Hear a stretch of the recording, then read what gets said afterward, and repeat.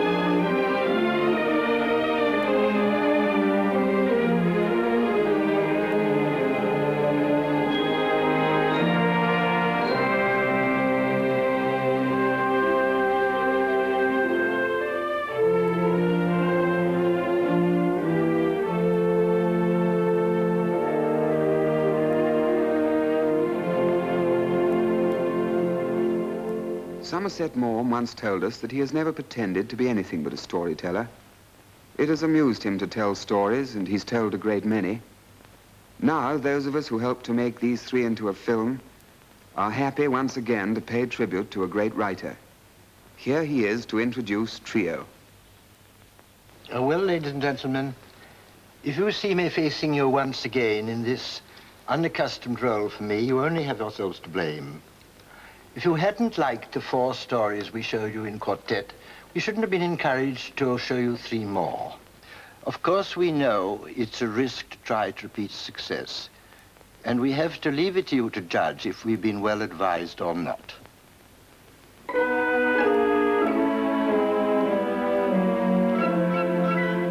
The Verger.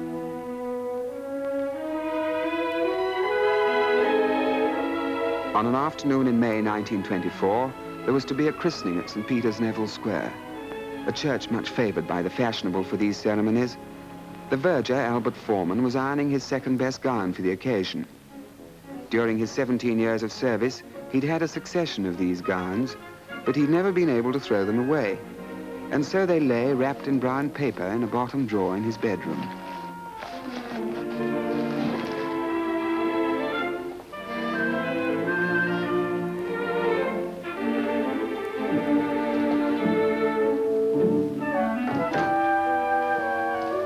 I thought you was going to clear out that drawer this morning, Mr. Foreman. So I was. Well, how much longer are you going to keep putting it off? I don't know. I just haven't got the heart to get rid of them somehow. What you can possibly want with a lot of old gowns cluttering up the place for beats me. All right, I'll do it tomorrow. You better had if you don't want to see them turned into dusters. Back by 6, won't you? Can't say. With old Ferguson, you always knew where you were. 35 minutes to the dot. But with this new chap, anything might happen. I'll have your tea for you at 6 anyway. Right, you are, Mrs. Brown.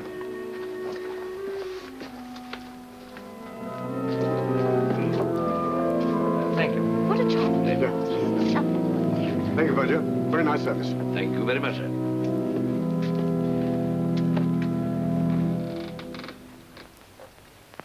Five bob. And him the 10th inheritor of a foolish face. I don't know what the aristocracy's coming to. Took his time, didn't he? Believes in doing it proper while he's about it. What are you waiting for? Oh, his neighbours wants to see me about them bells. Oh? Ferguson always left them to me. What's he want to bother himself with them for? Because he's the sort that likes to have his finger in every pie. Well, if you ask me, it'll take a bit of getting used to. Foreman, will you come into the vestry a minute? I have something to say to you. Very good, sir.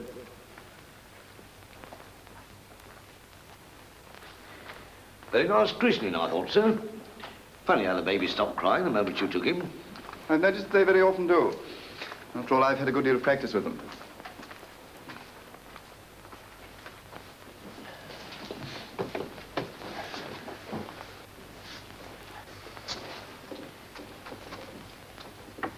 Good afternoon, my lord. Afternoon, Foreman. Good afternoon, sir. Didn't expect to find you here today. Didn't myself, as a matter of fact, but the vicar here wanted to talk, so here we are. We've got something rather unpleasant to say to you, Foreman.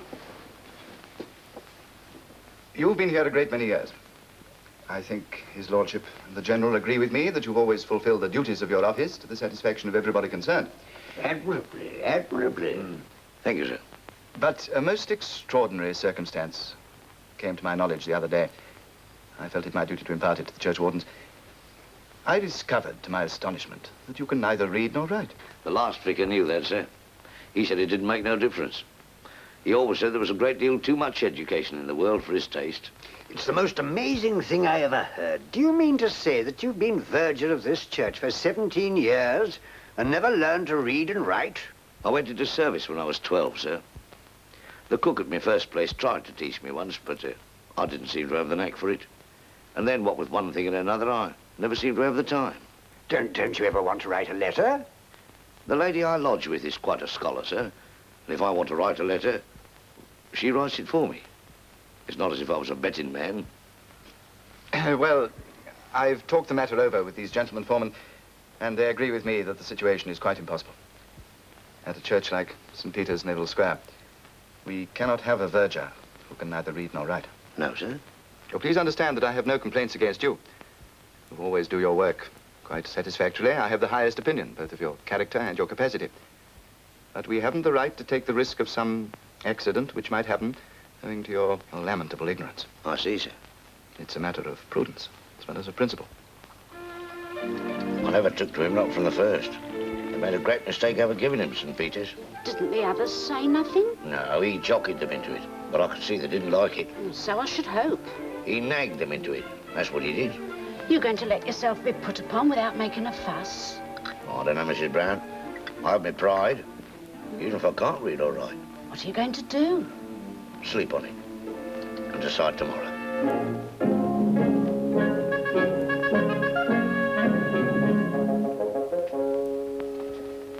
Good afternoon, Foreman. Good afternoon, sir. I have some good news for you. I met Mrs. Fitzwilliam just now. She'll have the new altar cloth ready by Friday. About time, too, sir. She's been promising it ever since Christmas. Well, now we shall have it ready for Easter. We must be thankful for small mercies. Yes, sir.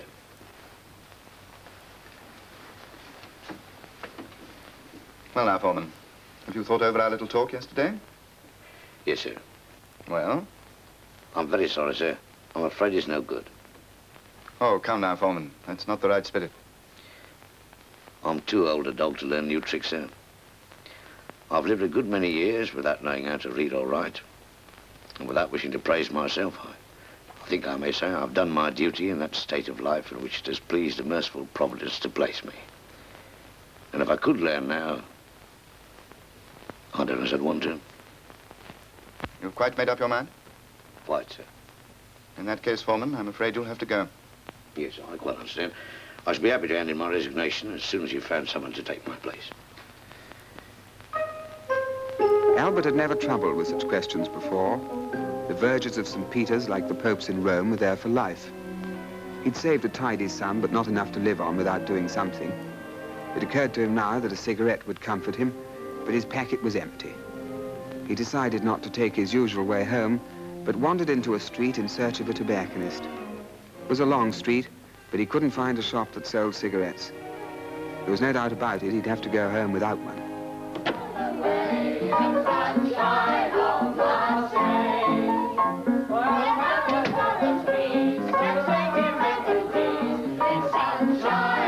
What's going on? Oh, it's glad she's engaged. Fancy that now. Who's your lucky fellow? Why, Ted, of course. So you caught him at last, have you? I never thought he got much of a chance. Well, I like that. He's been after me for months. That's right, and we're celebrating. See, have a glass of beer, Mr. Foreman. I don't think I will, thank you. Oh, come on. Well, I've just gone up to my room. I'll join you presently.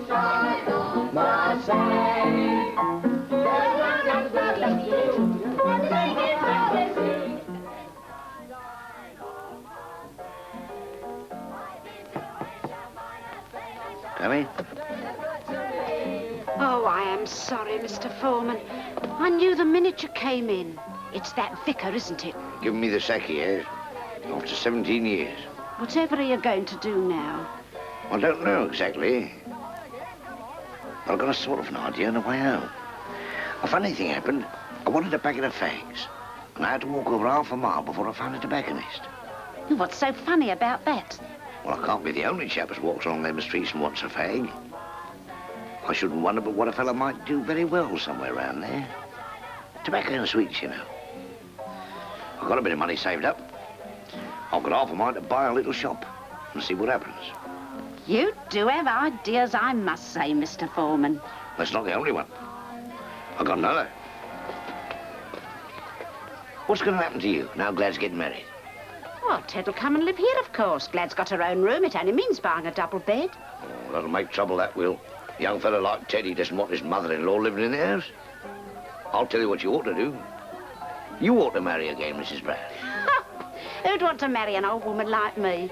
I would. Don't talk silly. An old bachelor like you and me a widow all these years, you're out of your mind. Don't you believe it? I'll run the tobacco side of the business, and you run the sweets, see? I don't know if I'm standing on my head or my heels. Make up your mind, Mrs. Brown. My name's Emma, Mr. Foreman.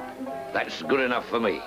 How about a kiss? Ah, I haven't been kissed like that since my poor husband passed away. Not many widows can say that, are they? Come along, let's go and tell the others. And tomorrow we'll go looking for a shop. What a row they're making down there. What are they up to?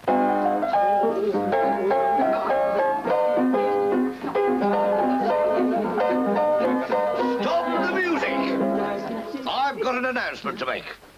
I've offered my hand and heart to Mrs. Brown. And what did Mrs. Brown say? She said, OK.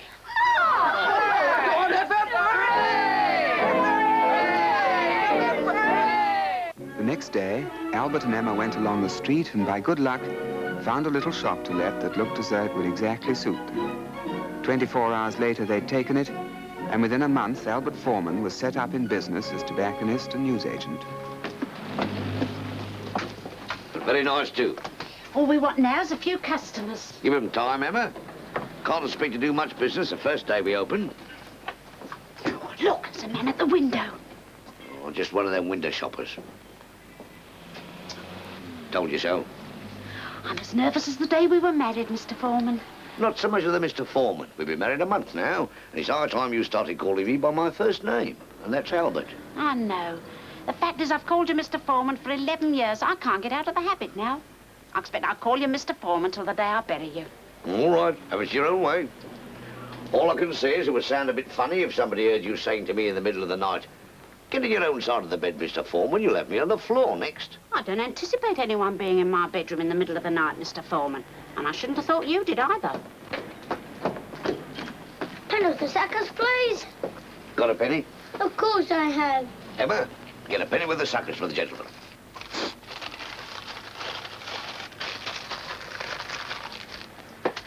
Go. Here you are. Here's a tenner for you. What, for me? What for? For nothing, because you're our first customer. Now run along and tell all your friends. Well, that's a nice way to make money, I must say. Give us that penny. You think this is just a penny, don't you? Well, it isn't. Where's the hammer? Whatever are you going to do now?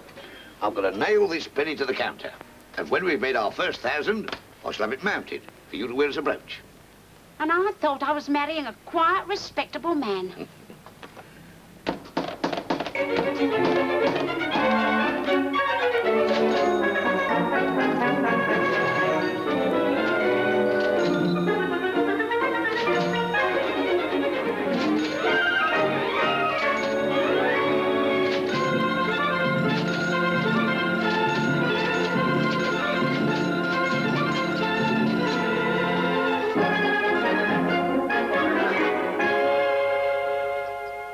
Late. Who's late? Glad and Ted. I told you they was coming to supper. That's them. I'll go and open the door. Hello, Glad. Come on in, Ted. Hello, dear. Hello, Mum. Good evening, Ted. Evening, Ma. You can all sit down to table. Supper's just ready. For what we are about to receive, may the Lord make us truly thankful. Though I must say there are things I'm more thankful for than cold mutton. His lordship's getting quite fancy in his old age. Oh, what's the matter, Glenn? You look as if you've been crying. So you do, Glenn. Ted been knocking you about? That I haven't. What's the trouble then? Well, she's expecting. I know that. That's nothing to cry about. Tell him, Ted. I've got the sack. Oh, Ted. There's me expecting and no money coming in. I don't know what we're going to do. Now, stop crying, Glad, and just listen to me. We haven't done so badly since we opened the shop. In fact, we've made a nice little profit. If we can make a success out of one shop, there's no reason why we shouldn't make a success out of another. You can't do a thing like that. You're out of your mind. No, I'm not. I'll get another shop and put Ted and Glad in to manage it. Dad, you wouldn't do that. And I'll tell you another thing. When the baby's born, we'll have a slap-up christening at St. Peter's, Neville Square. We are to take care that this child be brought to the bishop to be confirmed by him so soon as he can say the creed, the Lord's Prayer, and the 10 Commandments in the common tongue, and be further instructed in the church catechism set forth for that purpose. Now will the parents and the godparents come with me to the vestry, if you please? We're all right, eh? Thank you.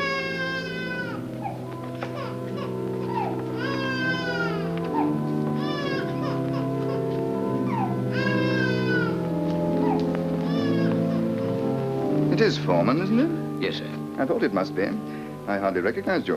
When I do a thing, I like to do it in style, sir. Getting on all right, are you? I'm not complaining, sir. Seeing as how this is an occasion, sir, I thought perhaps you wouldn't mind if I was to give something for the poor and needy of this parish. Of course I wouldn't mind. Thank you, sir.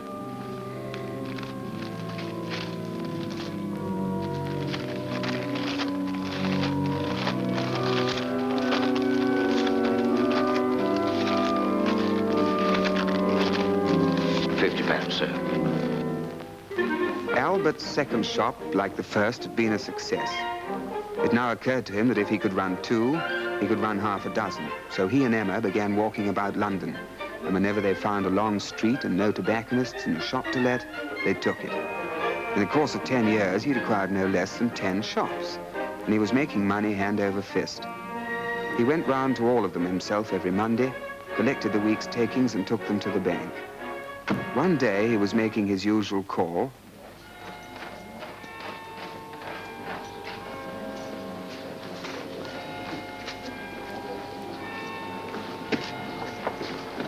Good morning, Mr. Foreman. Regular as clockwork you are. That's right. I've got no patience with them fellas who keeps their money under the bed.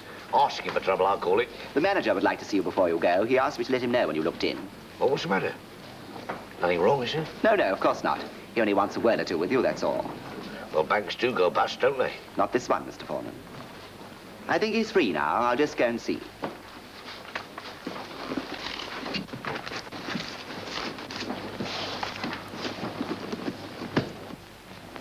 Mr. Foreman, will you come in, please?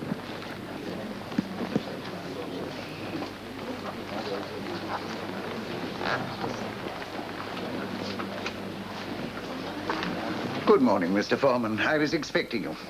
Regular as clockwork, aren't you? That's what the fella outside said. Won't you sit down? Thank you, sir. You have a cigarette? No, thanks. I don't smoke them now. I'll sell them. And from what I know, you make a very good thing out of it, eh? I'm not complaining. Now, Mr. Foreman, I wanted to have a talk with you about the money you've got on deposit with us. Do you know exactly how much it is? Not within £1 or two, but I've got a pretty good rough idea. Apart from what you're paying in this morning, it's something over £30,000. That's a very large sum of money, Mr. Foreman. I should have thought you'd do better to invest it. I wouldn't want to take no risks. Quite right, too. We'd make you out a list of perfectly safe securities, sound industrials. They'd bring you in a higher rate of interest than we could possibly afford to give you. I never had anything to do with stocks and shares. No, we'd attend to everything. All you'd have to do would be just to sign the transfers. Yes, but how would I know what I was signing? Well, you could read, I suppose. Well, that's just it. I can't. I know it sounds funny, but there it is. I can't read or write, only my name. But that's the most extraordinary thing I've ever heard. Well, you see, it's like this, sir. I never had the opportunity until it was too late, and then somehow I wouldn't. I got obstinate like. Well, do you mean to tell me that you've been able to build up this important business and amass a fortune of over £30,000 without being able to read or write? Good heavens, man. What would you be today if you had been able to? Well, I can tell you that, sir. I'd be verger at St. Peter's, Neville Square.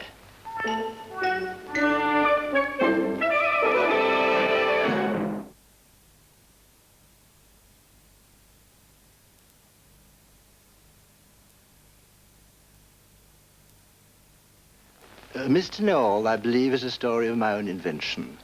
But I shouldn't like to have to go into the witness box in a court of law and take my oath on it. I think I might venture to make use of a phrase of Dr. Johnson's and say that if a story is good, it's unlikely to be new, and if it's new, it's unlikely to be good. The fact is, we storytellers, like the hero of a celebrated poem, have come too late into a world too old. Mr. Noel. I was prepared to dislike Max Collada even before I knew him. The war had just finished and passenger traffic in the ocean-going liners was heavy. Accommodation was very hard to get, and you had to put up with whatever the agents chose to offer you. I'm sorry, Mr. Gray. I'm afraid there's only a single berth in a cabin for two. Oh, that's all right, my boy. Thank you very much for all the trouble you've taken. I know how difficult it is. Well, look forward to seeing you tomorrow, eh? Goodbye. Goodbye. Who's next? Me. I think I'm next. That's right. You're next after me. My name's Collada. K-L-A-D-A, Collada. You've got a berth reserved for me on the Queen of the Indies. My name's Ramsey. One at a time, please. Collada. British subject. I was before this gentleman. Is that right? Gentlemen. After such a compliment, I can only say yes. Fella, the floor's all yours. My name's Ramsey. You've had a message about me from the Colonial Office. Oh, yes, Mr. Ramsey. You're going to Aden, aren't you? And that's right, with Mrs. Ramsey. Excuse me, I'll get your tickets. Thank you. VIP, I suppose. No, just a civil servant. You're taking your wife to Aden? Why not? But that climate. My wife's had 2 years alone in London already. Okay, fella, she's your wife. Here we are, sir. Mr. and Mrs. Ramsey, cabin 102, deck A. Oh, thank you. Good morning. Good morning. See you aboard. My name's Collada. You got a berth reserved for me on the Queen of the Indies, stopping off at Portside. I'll just see if your name's on the list, sir.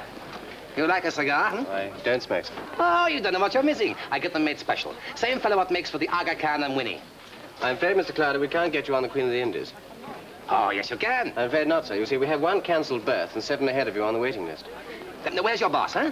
He can't see you at the moment, sir. Oh, can't he? Where's his office? Over there? He's rather busy at the moment. Yeah, so am I. I can spare him 5 minutes.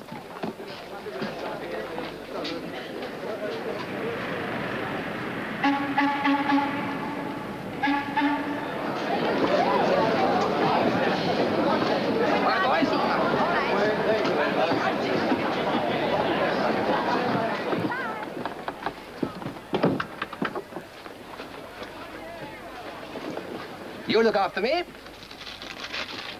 I look after you. Oh, thank you very much indeed, sir.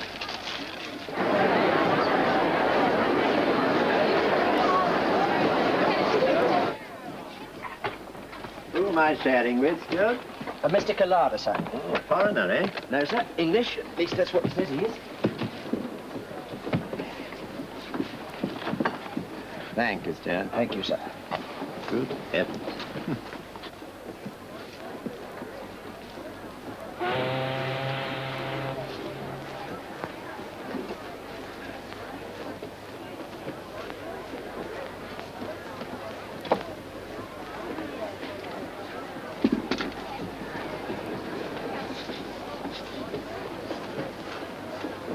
Will all visitors please leave the ship? The gangways are about to be lowered.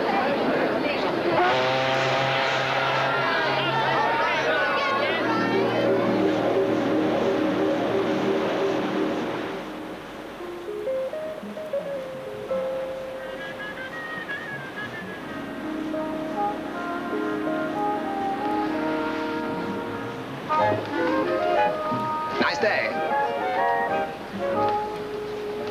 Hello, hello, hello. I am Collada. I saw you yesterday at the agent's. We're sharing a cabin, I believe. Yes, bit of luck. I'm all for us English sticking together when we travel abroad. Are you English, too? British to the backbone. I was born in the heart of our great empire. Buckingham Palace. No, but quite near. A stone's throw away. They used to have to change the guard on tiptoe so as not to wake me up. I was a very delicate child. What's your racket? I beg your pardon? I'm in the precious stones and jewelry business, and I don't mind telling you there's no one in the trade knows more about it than I do myself. The three on the floor. What you say your racket was? I didn't say, but if you particularly want to know, I'm in the civil service. Groundnuts? No. I happen to be an economist. Ah, I hear the finances in Hong Kong are not too good. I suppose you're going out there to... How did you know I was going to Hong Kong? There isn't much, I don't know. I must go to the dining room and get a seat at table. Wait a minute, that's all been fixed. I got you a seat. I thought we were sharing the same cabin, and we ought to sit at the same table. How about a drink, huh? Not now, thank you very much. I promised to have one with somebody else. Well, have them while you're waiting. A steward. Oh, here they are. Hello, Ramsey. See you later. Not that, old chap, no. Hello, Ramsey. Remember me, huh? Kalada. We met yesterday at the agency. No, I'm sorry, I don't remember you. Oh, don't be silly. Of course you do. Mrs. Ramsey, I presume. How do you do? Have a drink, Mrs. Ramsey. We've asked Mr. Gray to have one with us. Well, now you can have one with me, and you can buy the next round. Sit down, Mrs. Ramsey, please. Steward. We have a long trip ahead of us, and the sooner we get to know each other, the better. How you like the ship, Mrs. Ramsey? Could be worse, eh? It seems to be quite comfortable. Not a bad crowd on board for this time of the year, huh? Well, we haven't really met anybody yet. If there's anyone here you want to meet, just let me know and I'll fix it up in a jiffy. I don't think we need trouble you. You're going to Aden, aren't you? I don't think you like. It's very hot. I know it very well. There's very little Mr. Collada doesn't know well. That's right. Steward.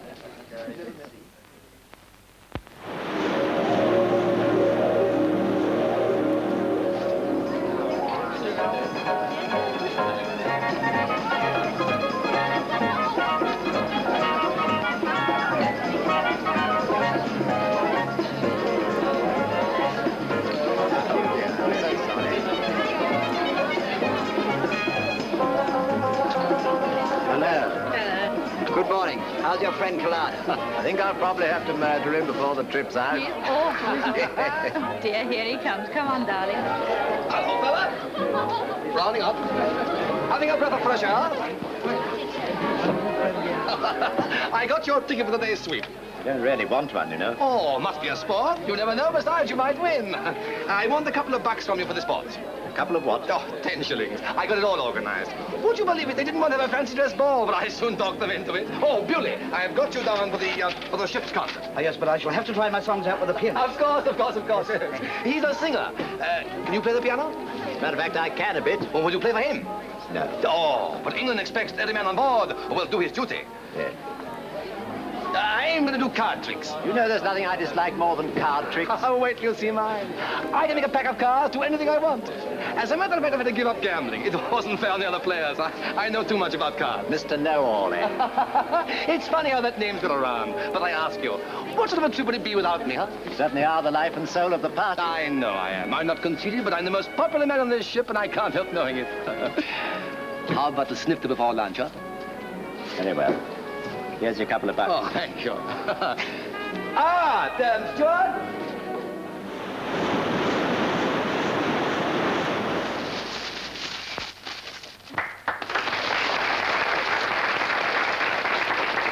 You think that was clever? You haven't seen anything yet.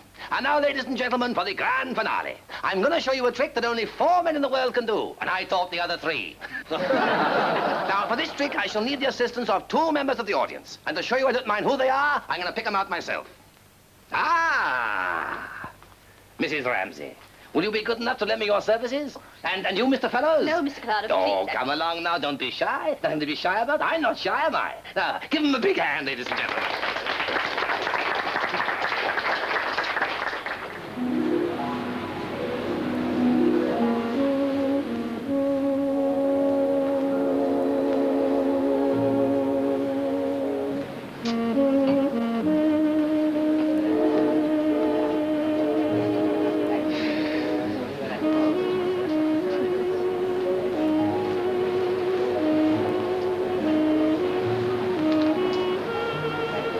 I wondered where you went. Oh, it's so hot in there, I thought I'd come out here for a breath of fresh air. Me too. Let's go to the boat deck, huh? Why? Wait, it's cooler up there. It's quiet. We can have a little talk. I'm quite happy down here, thank you. That's a nice stone you got in that ring. Yes, it's my engagement ring. Oh, let me see it. Well, it wouldn't interest you. It's a star sapphire, but I happen to be rather fond of I got some very pretty sapphires in my cabin. You like to see them? Well, I'm afraid they wouldn't interest me. How do you know till you see them? I got a star sapphire I think you like. Well, I haven't any money to spend on things I don't want, Mr. Collada. Oh, I don't want you to buy it. If you like, I give it you. Are you trying to make a pass at me? Of course. You don't blame me, do you? I think you're the best looker I've seen in donkey's years. Mr. Collada, my husband is a very jealous man. If I told him about this, he'd probably... Well, anyway, he wouldn't like it very much. You wouldn't do that. You're too much of a lady. Oh, will you please go away? I haven't offended you, have I? Yes, you have.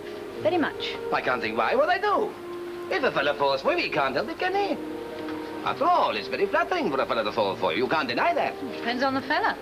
I suppose I'm just not your type. Oh, well, you can't blame me for trying, can you? But most people I like me liking.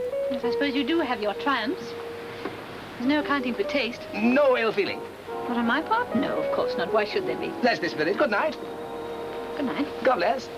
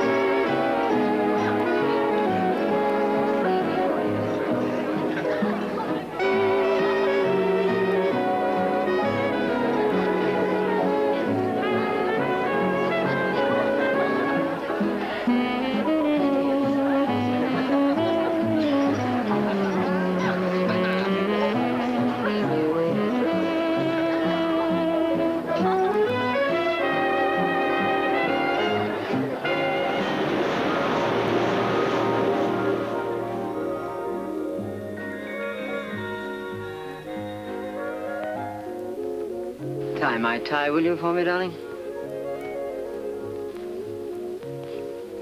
Stand still, silly. Can't help it. It's so wonderful to have you again after 2 whole years away from you. During which time I expect you were consistently unfaithful to me. I was not. You're the only girl in the world for me. And well, you know it. You do know it, don't you? Yes, of course. There you are. I shall be ready in a minute. You did miss me sometimes, didn't you? Yes, of course, all the time. It was hell for me. I was terrified you'd meet somebody you liked better. If I had, what would you have done? Killed him. And you. Oh, dear, I'd better watch my step, hadn't I? Certainly had.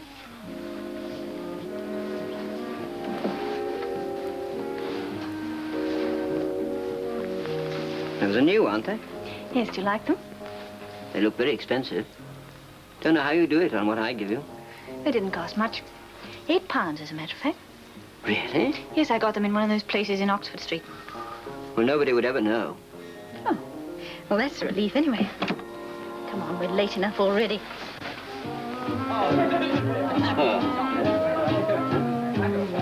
Great. I got one, thank you very much. Good luck. Here's up. Mr. and Mrs. Ramsey. Ah, glad to see you. You know everybody, don't you? Hello. Do sit down. Hello, Ramsey. What do you have? I'd like a dry martini, please. Me too. What time do you expect the dock, Captain? 11 in the morning. There's not much to see, but if you want to go ashore, there'll be plenty of time. We shan't sail till 5. As a matter of fact, Mr. and Mrs. Ramsey and myself were thinking of having lunch at the Grand. Then Collada asked us to join him. We couldn't think how to get out of it, so I think we've decided to stay on board, haven't we? Yes, of course he's landing, isn't he? I imagine you won't be sorry to be rid of him. I certainly shan't. Cigarette? Yeah, thank you.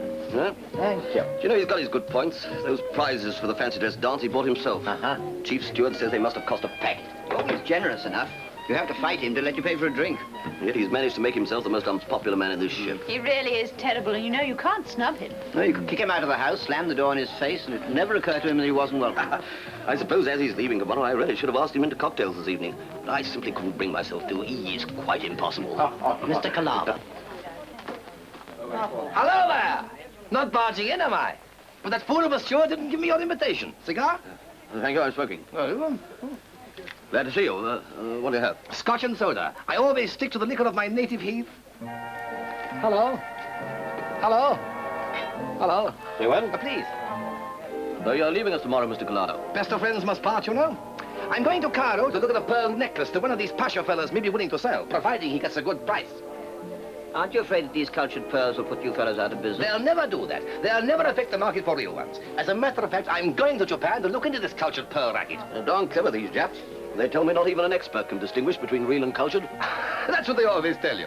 An expert can tell at once, and I'm an expert. You believe in blowing your own trumpet, don't you? What else is a trumpet for? I'm in the trade, and what I don't know about pearls isn't worth knowing. They'll never get a cultured pearl that an expert like me can't tell with half an eye. Take my word for it, Mrs. Ramsey. That collar you're wearing will never be worth a penny less than it is today. It is nice, isn't it? Nice? I saw it the moment I came in. I said to myself, those pearls are the goods. Well, I didn't buy it myself, but I'd be interested to know how much you think it cost. Well, in the trade, round about 1,500, but it was bought in Bond Street. I shouldn't be surprised if they asked 3,000. 3,000 pounds, eh? That's right, and worth every penny. Well, you'd be surprised to know that my wife bought it in Oxford Street for £8. Oh, don't make me laugh. They're not only real, but they're as fine for their size as any I ever seen. Will you bet on it? Bet? A tenner, it's imitation. Oh, done. Darling, you can't bet on a certainty. Why not? If I get a chance of making easy money like this, I should be a fool not to take it. Well, how can you prove it? After all, it's only my word against Mr. Collada's. Show me your pearls, lady. I tell you they're imitation. I can afford to lose a tenner. Take them off, darling, and let the expert examine them. I can't undo them. Oh. There you are.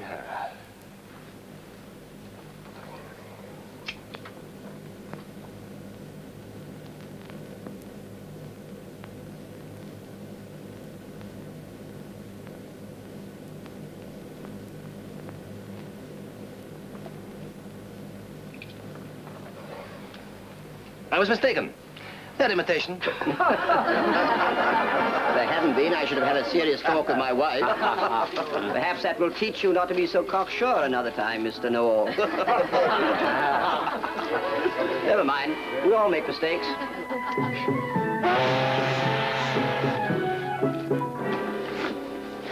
What's that?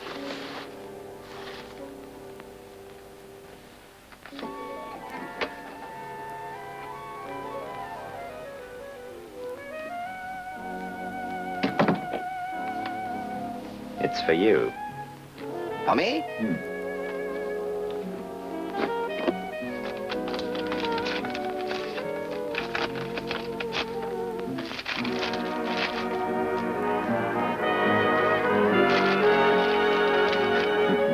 The pearls were real, then. If you had an attractive little wife like Mrs. Ramsey, would you let her spend 2 years alone in London while you were in Aden? Mr. Know-all. Call me Max.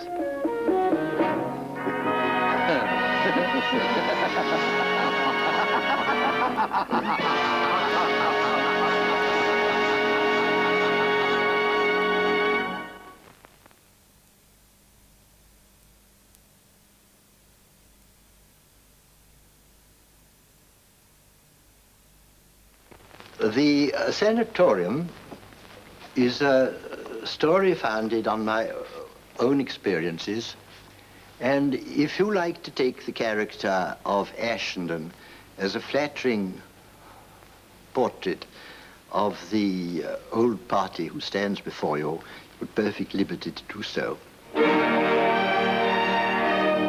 Sanatorium.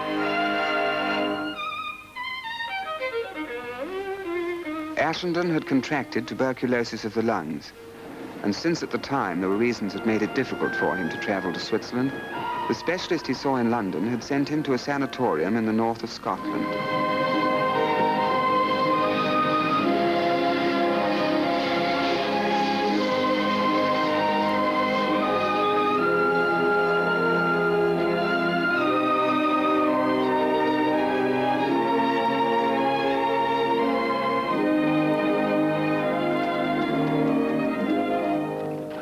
this the first time you've been here, sir?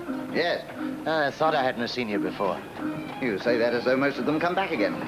Oh, there's quite a few that don't. Scotland's a grand place. Got the best climate in the world. And this is the best climate in Scotland. And your heart's in the Highlands all right, I see. Aye, that's it, sir. Oh, I was in America once, but I had to come away. Terrible weather they have in that country. I was in one place where they hadn't had a drop of rain for 6 months.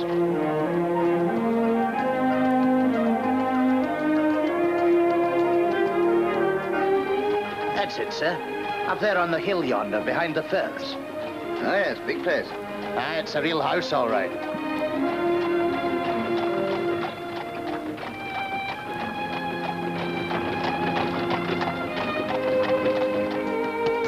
Good afternoon. Good afternoon. You're Mr. Ashenden, I expect. Yes.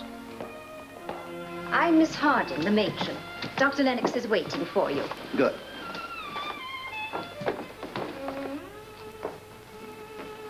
This way, Mr. Ashenden.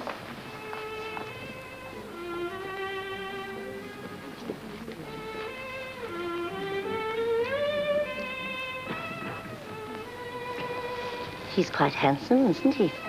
I'm sure he can't be 40. He was 40 on the 9th of September. I didn't get time to read all his papers, but I'm certain of that. Dr. Lennox shouldn't leave his patients' papers about. I don't think it's nice. He doesn't, as a rule. It just happened that he was called away from his room for a minute when I dropped in to see him this morning. And there were Mr. Ashenden's papers spread out on his desk. The X-ray photos and everything. And what was your impression of his lungs? I think it's only his left one. But I didn't have my proper glasses. Excellent. Excellent. Some of the best I've seen. My lungs? Hmm? No. This second batch of X-rays. I must ask Mayhart who did them. First rate. Dr. Lennox, I don't know your methods here, but there are one or two things I'd like to ask you. Far away. What are my chances? And don't be gentle with me. I won't. There's no need to be. You're taking it in good time. You mean you can do something about it? We can't guarantee anything, of course. It depends so much on yourself. But if you cooperate and do as we tell you, there's no reason why you shouldn't be completely cured. Well, how long will it take? Oh, impossible to say. It might be 6 months, might be a year. Every case is different.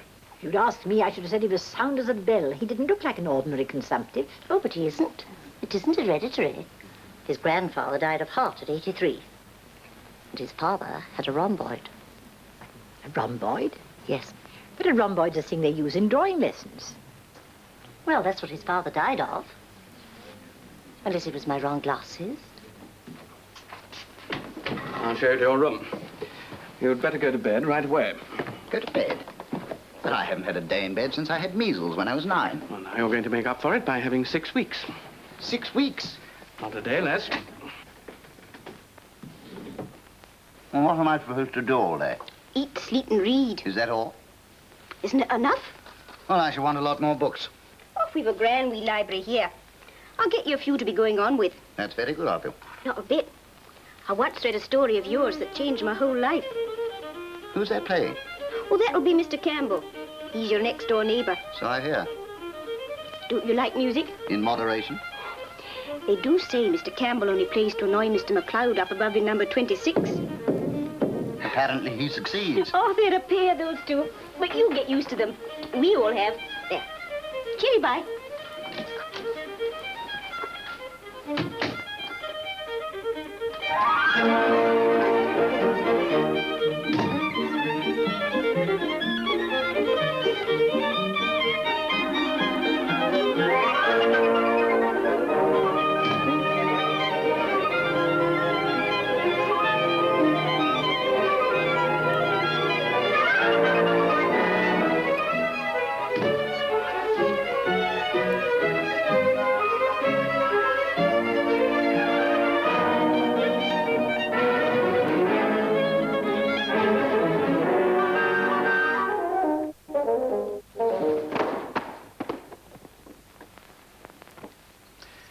Just because you're up for the first time, don't think you can do everything at once.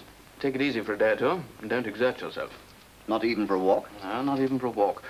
I'll tell you when you can attempt that. You can go as far as the veranda, but that's all. Come along now. And meet your fellow prisoners. You'll find them much the same as anyone else, except for a A bit more light and darkness in them, if you know what I mean. In what way? Well, the illness seems to bring out the best or worst in people. Sharpens the edges of their strength and weakness. Take those two playing chess, for instance. They're our oldest inhabitants. The one on the right's MacLeod. He's been here 17 years. The other one's Campbell. He's been here over 16. They hate each other like poison, fight like dog and cat, but they're never out of each other's sight. I don't think they could live without one another. Before you make the next move, I'd like to introduce Mr. Ashenden. He's down for the first time today. Mr. MacLeod, Mr. Campbell. How do you do? Always glad to see a new face. I've been looking at that one for 16 years. Well, don't let me disturb your game. Oh, that's all right. I've got him beaten anyway. In a couple of moves, I'll... Check. What are you talking about? I said check. Where did that bishop come from? Here. It wasn't there 10 seconds ago when I looked away. Are you accusing me of cheating? Yes. He's always like that when he loses. Do you play? Not much. Pity. Mr. Ashenden's down, I see. Yes, that's one worry off my shoulders at last. The books he got through. You've been librarian too long. You should let someone else have the job for a change. Oh, no. I enjoyed too much in the normal way. But his reading capacity was quite extraordinary. I believe he's sending to London now for some most peculiar books. How do you know? The matron told me. Oh, and I nearly forgot. We've a new man coming this morning, a Major Templeton. Templeton? Not George Templeton. Why, do you know him? I wonder if it's the same one. I don't know if his name's George, but he was in the Guards. It must be George. Is he a relation of yours? Good gracious, no. Nobody in our family would behave like George Templeton. He once got a niece of mine into the most awful trouble. No. Yes, I'll tell you about it one day. But now I must see Dr. Lennox and find out if it's really he or not. I shall make a point of cutting him dead. Where's your room? First floor, number 15. Oh, small. I know every room in the place. Mine's number 26. That makes Campbell angry. Oh, why? It's the best room in the house. He wants it for himself. He keeps badgering the doctor for him, but I won't budge. Not for a fella like that. Besides, I came here 6 months before he did. And 17 years is a long while. Oh, well, time passes quickly, and I like it here. Care for me to show you around? Well, thanks. If I went back to ordinary life now, I'd hate it. All my old pals would have gone their own ways. I wouldn't have anything in common with them anymore. Oh, allow me. After this, the world's just a silly, noisy rush. What do you do with yourself all day? Do? TV's a whole-time job, my boy. There's my temperature to take, and then I weigh myself. I don't hurry with my dressing. I have my breakfast, I read the papers, and go for a walk. Then I have my rest, I lunch, and play bridge. I have another rest and dine. I play a bit more bridge and go to bed. Doesn't it become a little monotonous? No, we've quite a decent library here. We got all the new books, but I haven't much time for reading. No, I like to talk to people. Meet all sorts here. They come and they go. Sometimes they go because they think they're cured, but a lot of them come back again. Sometimes they go because they die. I've seen a lot of people out, and I expect to see a lot more. Mr. MacLeod is all for looking on the bright side of things.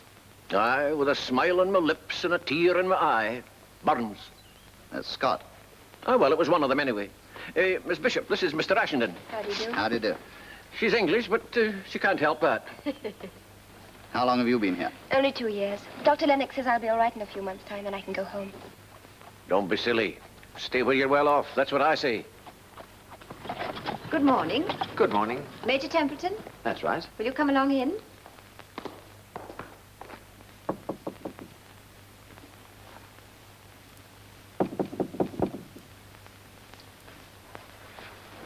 Oh, Dr. Lennox, I've been looking for you everywhere. Something wrong? Well, I'm not sure till I've asked you something. Something private. Perhaps you'd better come inside. Thank you. Please don't think me inquisitive, Won't Doctor. you sit down? No, thank you. But I really must know if the Major Templeton expected today is George Templeton. Yes, I think so. Why? But he's the most disreputable man. He's a rake and a libertine. He was correspondent in my poor niece's divorce case, and he wouldn't marry her. They wouldn't have been happy, of course, but they would have been respectable. I really don't think you ought to let him come here.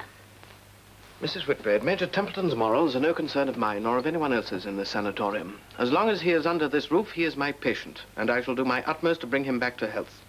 Come in. Major Templeton, Doctor. Ah, come in. Who's that old girl? I seem to know the face. Oh, she's one of our patients. Well, sit down. Thank you.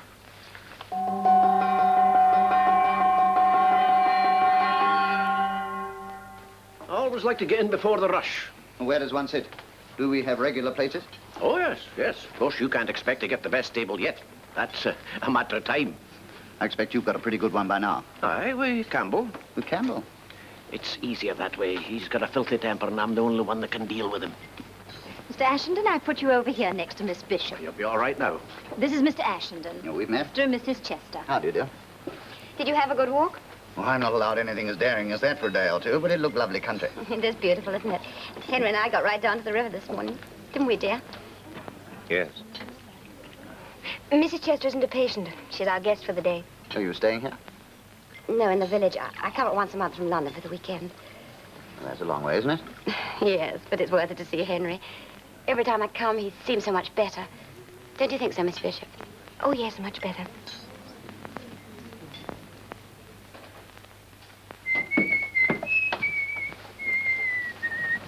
Hello. You're Templeton, aren't you? That's right. I'm pleased to meet you. I'm Campbell. Do you like music? Yes, very much. Good. There's not many here do. Would you care to hear me play a little? I don't pretend to be a great artist, Well, but I'm not bad, really. I promised Lennox I'd be ready for him at 3 o'clock. Oh, that's all right. I'll find you. Come on. Sit down, will you? In that chair. Thanks.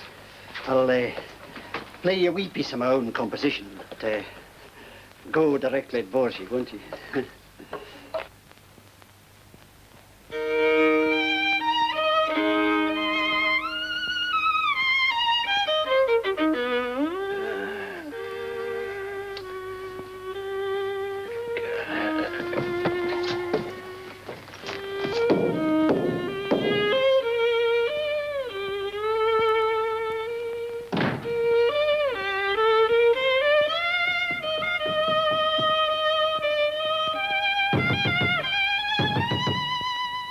Take no notice. You're going to stop that row, aren't you? I'll tell the doctor if you don't. You know perfectly well I'm allowed to play when it's not in silence hours. If you could play, yes, but not that infernal squeaking. And you, I don't know who you are, but you sit there encouraging him, egging him on. Oh, come, I think he plays rather well. Oh, you do you? I wonder if you'd say that if you had that same blasted tune for 15 years, year in, year out. What? You don't know one tune from another? You never did. If you don't like it, you can lump it. Or change your room. You see, that's why he does it. He's trying to drive me out of my room because it's the best in the place and he wants it for himself. Ah, there you are, Major Templeton. I wondered where you'd got to. Dr. Lennox is waiting for you.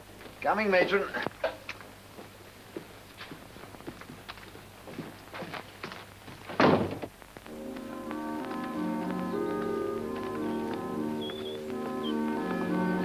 Not so fast, Helen. I'm not as strong as you are.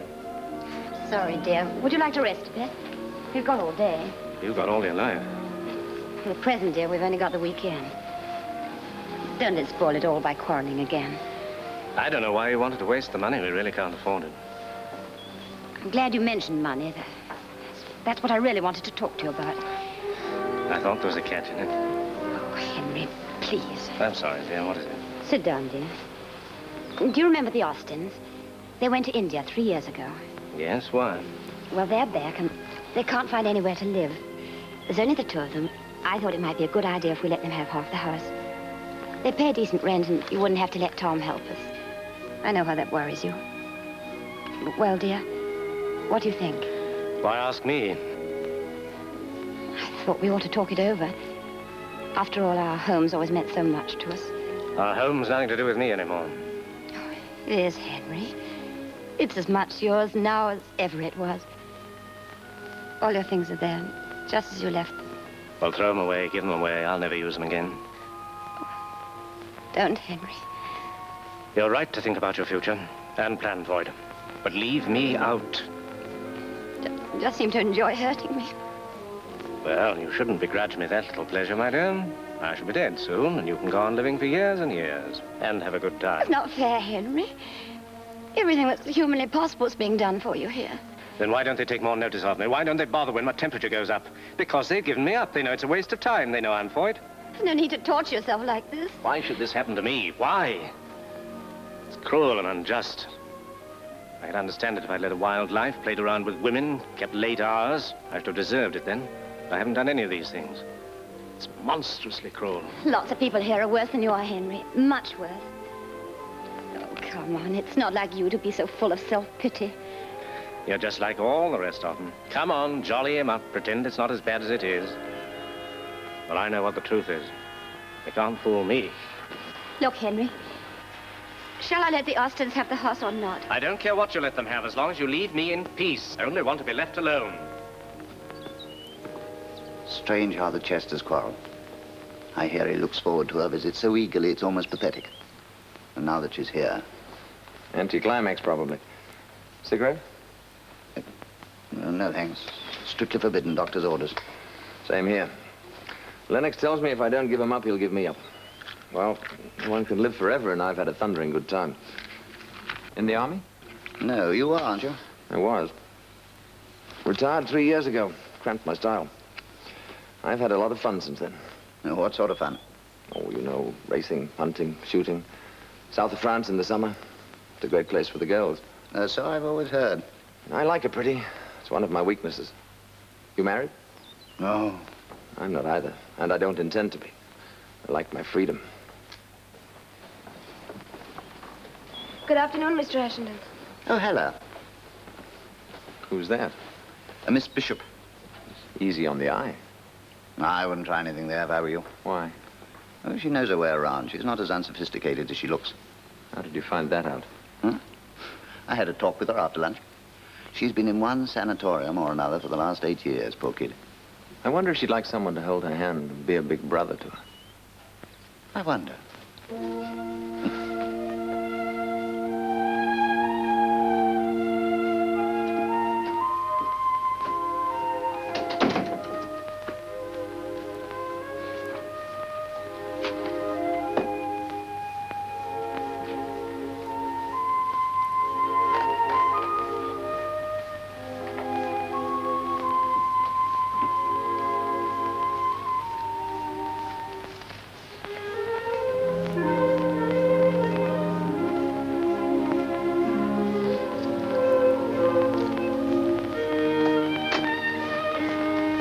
Mr. Ashenden, Oh, yes, matron?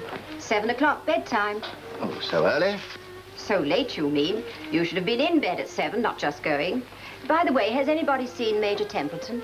He went into the library about half an hour ago. I haven't seen him since. Thank you. What would you advise me to read? I don't know what your tastes are. What about Jane Austen? Oh, I never heard of her. Hasn't your education been rather neglected? Dreadfully. What about undertaking it? Oh, I can think of much better ways of occupying my time. Such as? Minding my own business, for instance. There's a Sherlock Holmes. Why didn't you take that? Putting an end to the conversation? That could be the idea. 7 o'clock, Major Templeton. What of it? Your bedtime. Bedtime? But I'm in the middle of a most intriguing conversation with Miss Bishop. Maybe, but we can't have you burning the candle at both ends. Come along now. Oh, all right. Look, I'm to be allowed after my first stroll in the morning. Will you come with me? Well, I'm not very strong yet. Well, if you put it like that, I don't quite see how I can refuse. There's a kind lady.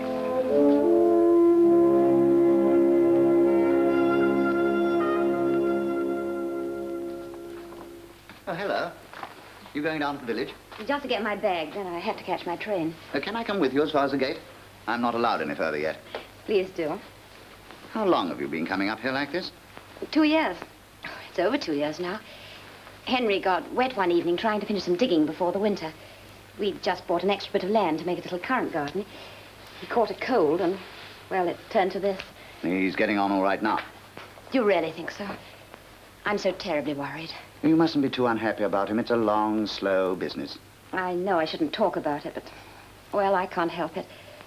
I love Henry. I'd do anything in the world for him. I want to help him to get well, but he says such hard, cruel things to me. He nearly breaks my heart.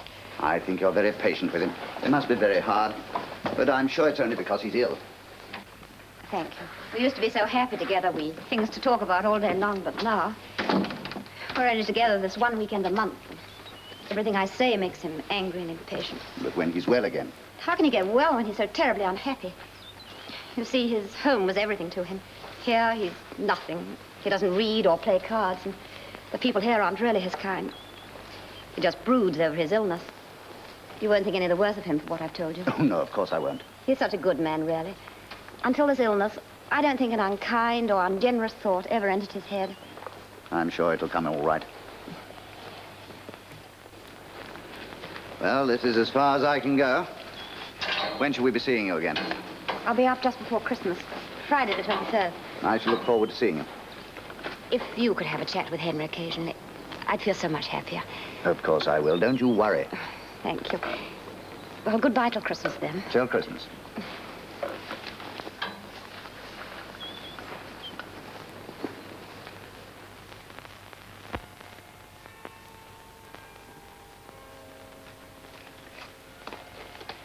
I'm sorry Mrs. Hammond won't be here to see this. She was always so keen on a tree. Still, it's good to know she'll enjoy it in her own home this time. Oh, hello, Mr. Ashenden. Hello. I hear you had quite a long time with the doctor today. Nothing bad, I hope.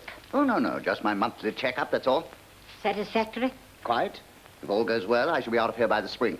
We shall be sorry to lose you, Mr. Ashenden. We were only saying just now, the sanatorium isn't nearly what it used to be. It's gone down most dreadfully. Oh, really? In what way? Well, there was a time when Dr. Lennox would ask people to leave directly he saw certain things beginning to happen. Why he should turn the blind eye on this present case, goodness knows. Nobody minds a little innocent flirtation when it is innocent. When they're nice young people who are going to get well. If you mean Miss Bishop and Major Templeton, I don't think there's anything to worry about. I happen to know a little more about Major Templeton than most people do. Did you know he was practically thrown out of the army for carrying on with the colonel's wife? Really? He took my poor niece to Goodwood, lost £100 on one race, and then borrowed half a crown from her to tip the taxi driver. He's a terrible man. He's not fit to be in a sanatorium at all. And the way he's carrying on with that poor, innocent Miss Bishop, it's horrible. You know, the more I look at you, the more I like you. You're a very pretty girl. Thank you. I suppose a lot of fellas have told you that. A certain number, but it hasn't got them any further. That's not very encouraging. It wasn't meant to be. You know, I've been in and out of sanatoriums for the past 8 years, and I've developed quite a technique for dealing with predatory males. Oh, and you think I'm a predatory male? You have all the earmarks. You're frank, if nothing else. The chances are that we shall be here for a good long time. And I think it just as well we come to an understanding right away. Flirting bores me. All right. There's no reason why we shouldn't be good friends, is there? None? You don't dislike me? Not positively. I improve on acquaintance, you know. That, of course, remains to be seen. And you don't mind if I say I like you very much? I can't imagine why. You know, I've never met anyone like you. Would it be inquisitive if I asked how many women you'd said that to? Dozens. That's better. You know, I think we're going to get on very well together. And that's the first kind word you've said to me. I think you're bad. Thoroughly bad. A lot of women rather like that in a man. Which is rather attractive. I wouldn't deny that for a moment. I suppose you wouldn't let me kiss you. I can't think of anything I'd like less. Oh. Well, let's change the subject and talk about something else.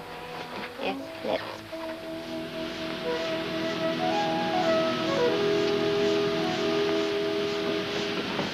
Hello. Happy Christmas. Mr. Ashenden, are you meeting somebody? I'm meeting you. See, my husband always comes. He isn't worse. No. He's all right. He's just a little tired. He's waiting on the seat at the bottom of the path. Let me take your bag. Thank you. You gave me quite a turn. It really is all right. Oh, yes, he's all right. It's just his last bit that tries him. Can I take your basket? No, I'll carry it. What have you got there? Something he'll like. Bottled blackcurrant from the bushes he planted himself. Sounds delicious. Yes, you must sample some. I was very worried when I was doing them. I tried out a different kind of jar with a new cap. It was the most successful bottling I've ever had. Henry would be so pleased. I'm sure he will. All right, coachman.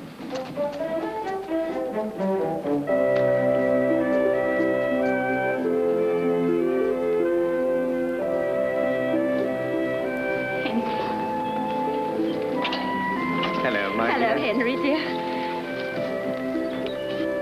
Was it a nice journey? Lovely. Quite the best I've had. I got a corner seat all the way. How are you, dear? You look much better. Doesn't he, Mr. Ashenden? Oh, he's all right. I'll take that. Yes, you might as well have it now as later. With my best wishes, Henry, for a very happy Christmas. What is it? The blackcurrants from the garden, of course. Don't you remember I promised to bottle you some? Are you mad bringing those up here? Haven't I enough to bear without your doing this to me?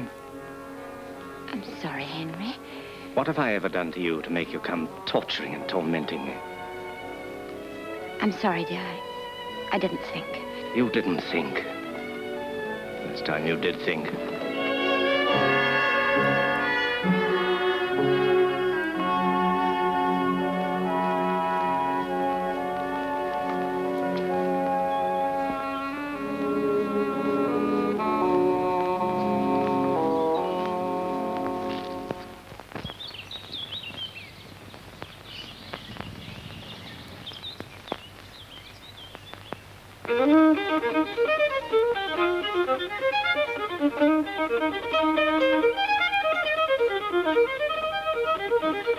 Stop that caterwauling, will you?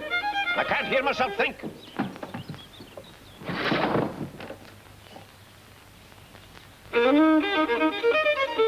Campbell, will you stop that filthy row?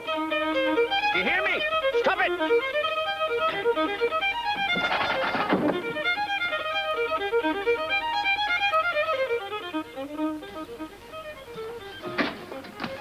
That fiend Campbell's enough to drive a body mad. Oh, what's he done now? Oh, Mrs. Chester said she liked that tune of his at Christmas, so he's played it every blessed day for the last 6 weeks. I won't pass out with TB. I'll go off my rocker, and it'll be his fault. Oh, hello. Glad to see you down again. It was only a bit of a cold. I'm all right now. What about that walk?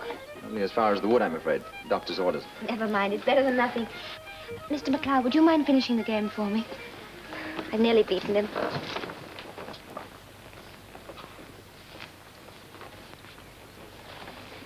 I wonder if there is anything between these two. They do say he was a bit of a devil with the girls before he got ill. I think that little girl can take care of herself. You never can tell. I've seen some rum things in my day. She'd been awful fool to get stuck on him. She's got a chance of getting well. Oh, hasn't he? No, no. When I look at a fella, I make up my mind at once whether he'll get well or whether he won't. If he won't, I can make a pretty shrewd guess how long he'll last. I'd give Templeton about 2 years. Oh, you needn't worry. You'll be all right. I wouldn't have mentioned it if I hadn't been perfectly sure of that. I don't want Lennox to hoof me out for scaring his patients.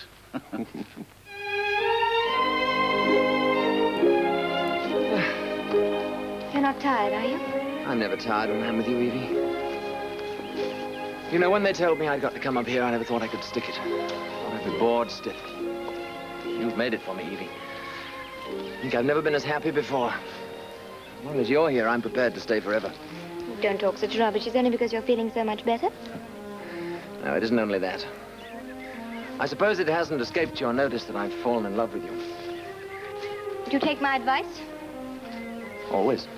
Then fall out of it. Ask me to buy you a pearl necklace or jump over the moon, and by George, I'll do it. But don't ask me to fall out of love with you. In the first place, I can't. And in the second place, I don't want to. Bad business, isn't it? I suppose you're not in the least in love with me. What a fool I should be if I were. You once told me you had a technique for dealing with predatory males. Yes. How many of them tried to make love to you? Dozens. I'd like to wring the necks of every one of them. Do you know I very nearly called you darling then? Why didn't you? Wouldn't have meant anything anyway. Hard as nails, that's what you are. Oh, yes, I've got a beastly character. Well, that's a lie. You're the sweetest, kindest, prettiest girl in the world. There's the afternoon rest bell. Curse the afternoon rest. We'll get into trouble from Dr. Lennox. Don't you think the time has arrived when you might let me kiss you? Well, I haven't given the matter much thought, but if you think it'll give you any pleasure, just once and just there. Just once and just there?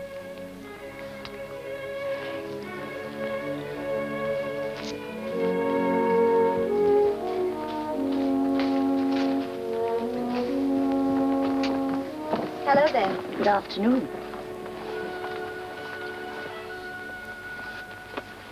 Did you see the guilty way they let go of one another's hands? And her hair all ruffled up? Might have been the wind. There isn't any wind. Good afternoon, ladies. Good afternoon, Mr. McLeod. May I sit down? Oh, do, please. Am I right in supposing that both you ladies have the good name of this sanatorium at heart? We certainly have. Aye, well, then you'll agree with me the time has come for the senior residents to take a strong stand, to decide once and for all whether this is to be a high-class sanatorium or a monkey house. Indeed we do, and I'm very glad you're taking the lead, Mr. McLeod. I dislike intensely the necessity of interfering with other people's pleasure. Pleasure, you call it? I can think of a very different name. Oh, well, so could I, but let us be charitable and call it pleasure. We must force Dr. Lennox to take drastic measures. Shall we get up a deputation? No, I have a better idea. A petition. A petition to be signed by all the senior residents. Won't it be a little difficult to put a complaint like this into words? Oh, but why? It's perfectly simple and straightforward. I've got it here already. I've gone straight to the point without mincing matters. We, the undersigned, being resident patients of long standing in your sanatorium, hereby demand that you shall forthwith restrain Gordon Percival Campbell from slowly driving us mad by the incessant playing of his violin. We further demand that if he is caught playing within a radius of 1 mile of this sanatorium, he shall be requested to leave immediately. There.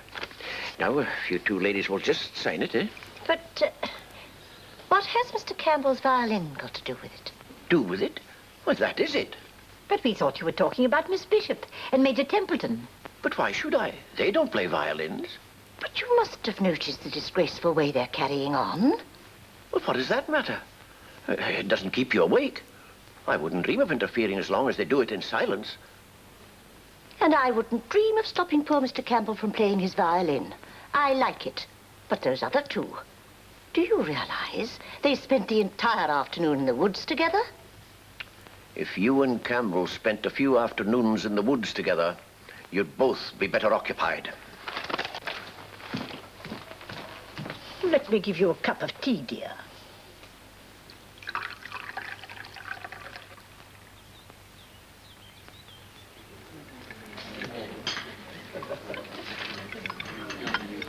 "31st tomorrow. I must remember to write to Mother. Why? Her birthday. Oh, Mr. Chester, your wife will be coming up soon. That'll be something to look forward to. She's not coming this month. Oh, I am sorry. Why not? Dr. Lennox thinks it's better for me that she shouldn't. Say, that's a bit tough. Why don't you tell Lennox to go and jump in the lake? Well, he must know best. Oh, never mind. Perhaps next month.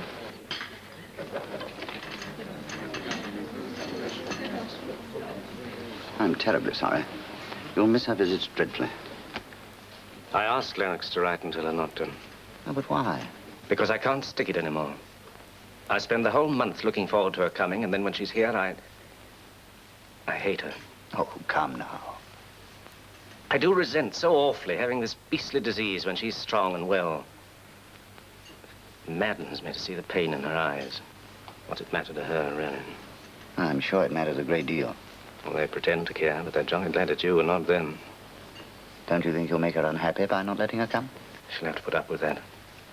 I've got enough with my own unhappiness without bothering with hers. Well, that's a bit hard on her, surely. It's all very well for you to be so unselfish. You're going to live. I'm going to die, and I don't want to die. Why should I? It's not fair.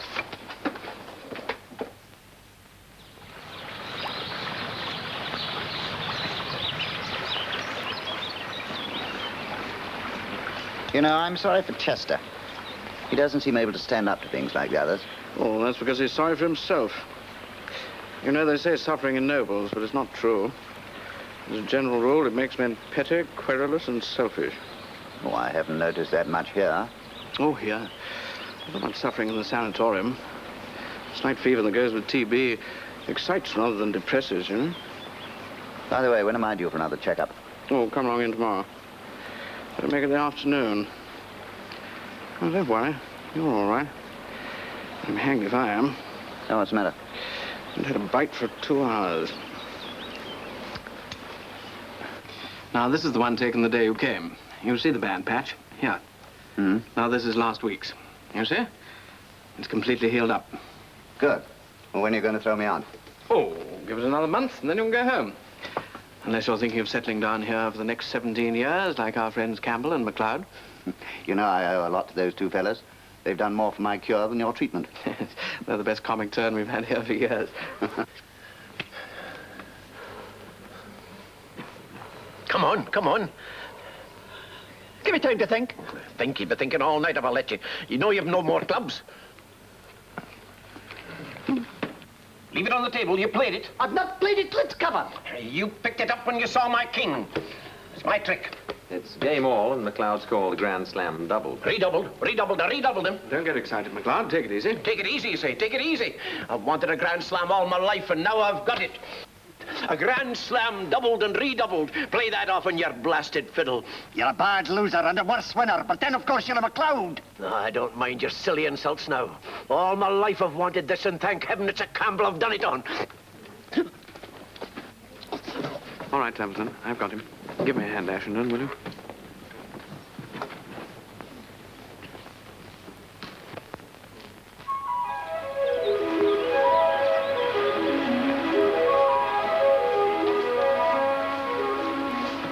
Hello. I've brought you a few flowers. That's sweet of you, but how on earth did you get them up here? I had them sent up from London. How very wrong and extravagant of you.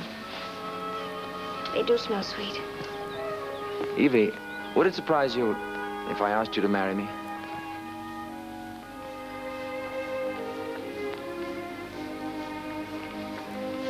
No, I've been expecting you to do that for the last 3 months. Well, you might have told me. I wouldn't have waited so long. Will you? Of course not. The idea is perfectly ridiculous. Why? Well, we're both patients in a sanatorium. We've come here to get well, not to get married. Does that mean you think I'm too great a crock? Of course not. I'm very much in love with you. I fell in love with you the first day I saw you. Do you remember the day you were so beastly to me? That clinched it. Why have you never been married before? Oh, that's an easy one. Because till I met you, I've never met anyone I wanted to marry. Oh, it's absurd. It would be perfect madness for a pair of crooks like us to get married. But? I wonder if by any chance I'm in love with you. It would be nice for me if you were. You see, I don't know what it feels like being in love. Is it like being a bit tight? Much nicer. Oh, I wouldn't know. I've never been tight. But if it's being all of a dither when a particular person comes into the room, then I suppose I am in love with you. My sweet.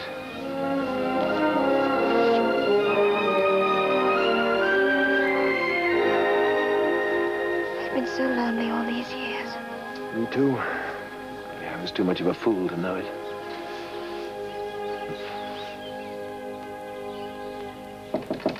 Come in.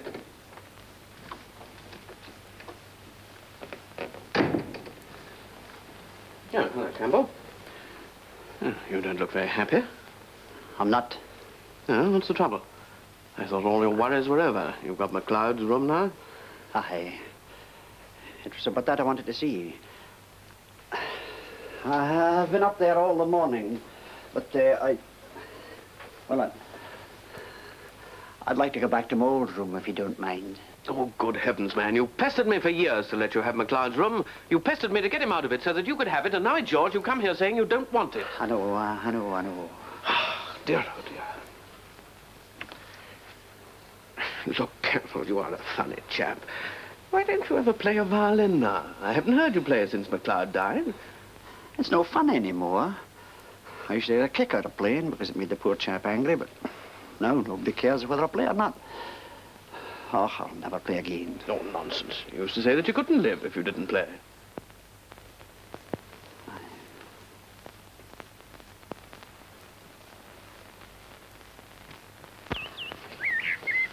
What today?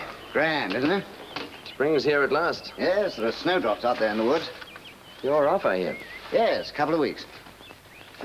I'm off, too. Quite soon. Oh, really? Surprised? No, not at all. Why should I be? You will be when I tell you why. I've asked Evie Bishop to marry me. Huh.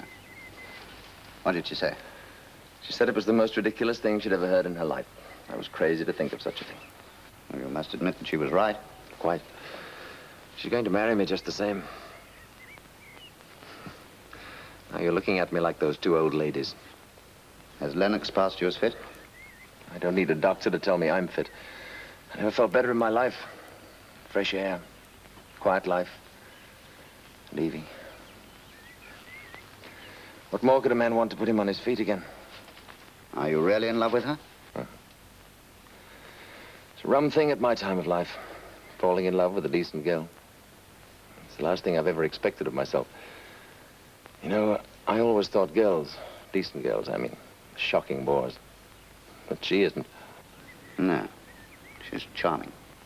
Pretty, too. And clever as paint. That isn't what bowled me over. You know what it is?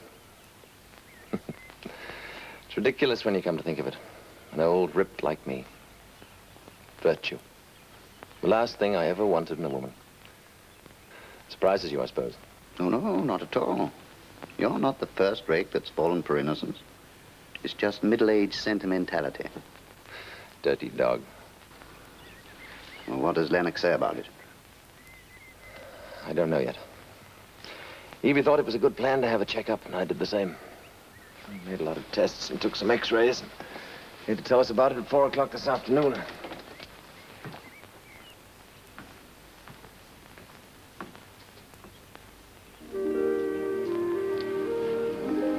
When are they seeing the doctor? 4 o'clock, I think they said. It's the most scandalous thing I ever heard of. It's worse than scandalous. It's criminal. Somebody ought to write to their relations about it and get it stopped. Dr. Lennox will stop it. You see.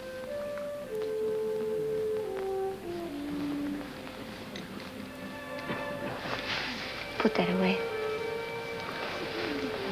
Have some more tea. No, thank you.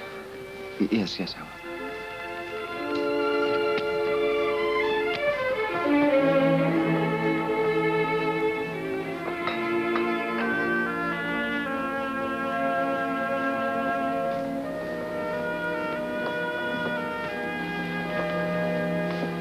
Oh, Major Templeton, Dr. Lennox is free now.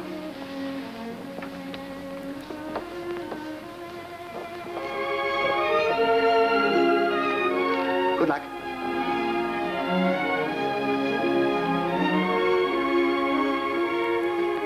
Not nervous, are you?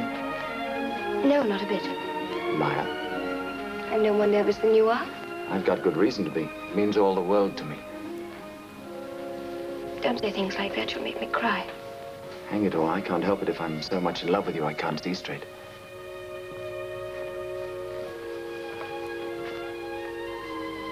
Will you kiss me?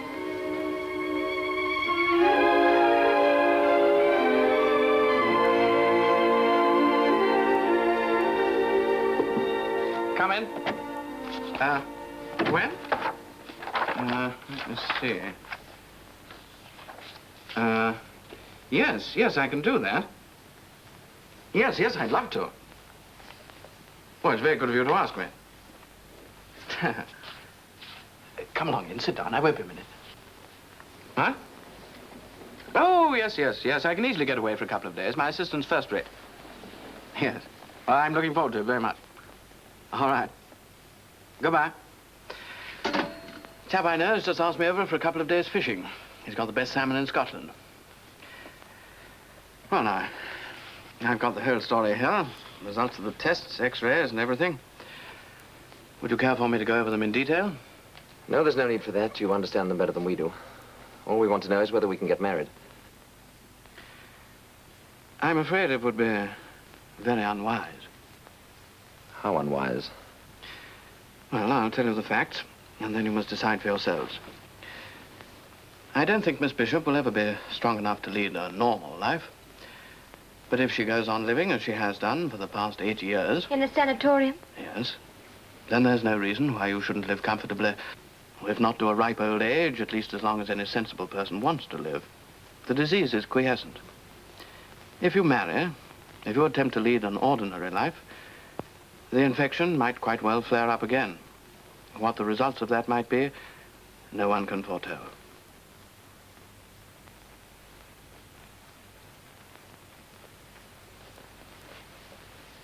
And how about me?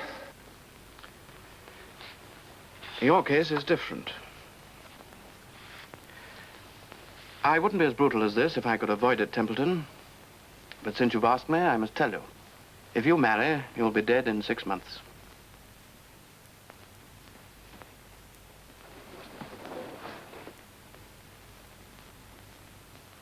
And if I don't? Don't worry, you can tell me the truth. 2 years. 3, perhaps. Thanks.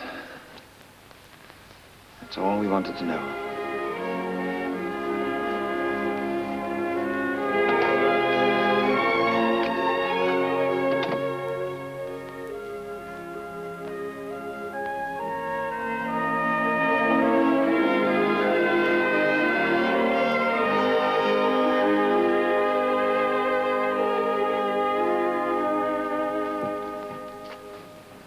It's as I said, Dr. Lennox has stopped it. If he hadn't, they'd have come down and told us long ago. Poor things. I wonder where they are. They're in the little library upstairs. I went in for a book. They were alone, so of course I came right out and left them. Was she crying? No, she was smiling. Here they are.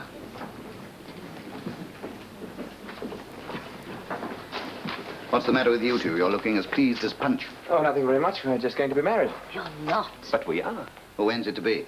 As soon as we get the license. We want to be married here. In the village church? Yes, I'm afraid my family would disapprove, so we're not going to tell them that it's all over. I shall ask Dr. Lennox to give me away.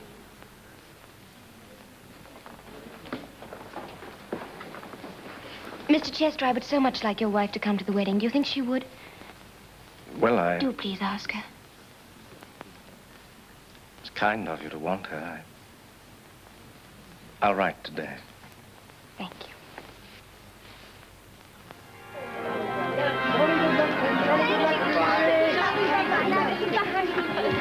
Goodbye, Ashley. Goodbye, Doctor. Goodbye. Goodbye. Goodbye.